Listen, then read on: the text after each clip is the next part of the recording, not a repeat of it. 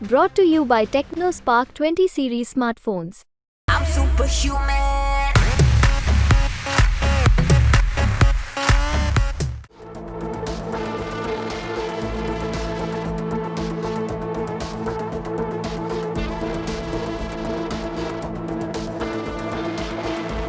40 घंटे तक चले एनकाउंटर ऑपरेशन का परिणाम इस तस्वीर में नजर आया। जमीन पर लाश बनकर पड़े देश के 3 दुश्मन कश्मीर की शांति को महसूस तक नहीं कर पाए। लेकिन अब कुलगाम की धरती महफूज है, क्योंकि देश के जाबाजों ने भारत के दुश्मनों को जहन्नुम पहुंचा दिया है। कुलगाम के रेडवानी पाइन इलाके में आतंकियों की धरपकड़ कामयाब रही।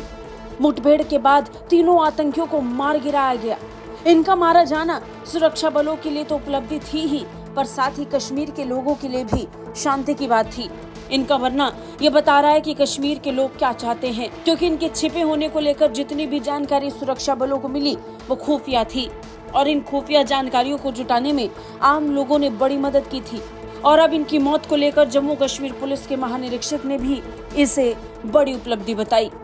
कश्मीर के पुलिस महानिरीक्षक विधि कुमार बिरदी ने कहा कि कुलगाम मुठभेड़ में मारे गए आतंकी कमांडर मोमीन और बासिर डार लश्कर-ए-तैयबा के सहयोगी संगठन द रेजिस्टेंस फ्रंट के ए श्रेणी के आतंकी थे। दोनों पिछले कई सालों से सक्रिय थे। उनका मारा जाना सुरक्षा बलों के लिए बड़ी उपलब्धि है। आईजीपी कश्मीर ने कहा, इन दोनों आतंकवादियों ने कश्मीर घाटी में कई वारदातों को अंजाम दिया और आम नागरिकों, अल्पसंख्यकों के साथ साथ सुरक्षा कर्मियों पर हमला किया। टीआरएफ में रहकर इन आतंकियों के निशाने पर खास तौर पर कश्मीरी पंडित थे। इन्होंने कई कश्मीरी पंडितों की हत्या की। टारगेट किलिंग के तहत कई कश्मीरियों को मारा। अब जब चुनाव का माहौल है और 13, 20 और 25 मई को चुनाव होने हैं, तो ऐसे वक्त पर इनका मारा जाना बड़ी सफलता मानी जा रही है। माना जा रहा था कि ये आतंकवादी चुनाव के समय माहौल को बिगाड़ने की कोशिशों में जुटे थे। इस बीच पुलिस और सुरक्षा बलों ने सुरक्षा के पुख्ता इंतजाम कर लिए हैं। पुलिस की ओर से कुपवाड़ा और बारामूला में अपराधियों की ट्रैकिंग के लिए इस्तेमाल में किए जा रहे जीपीएस एंकलेट को लेकर के भी पुलिस ने जानकारी दी। जम्मू कश्मीर पुलिस बड़े स्तर पर एक्टिव हो चुकी है।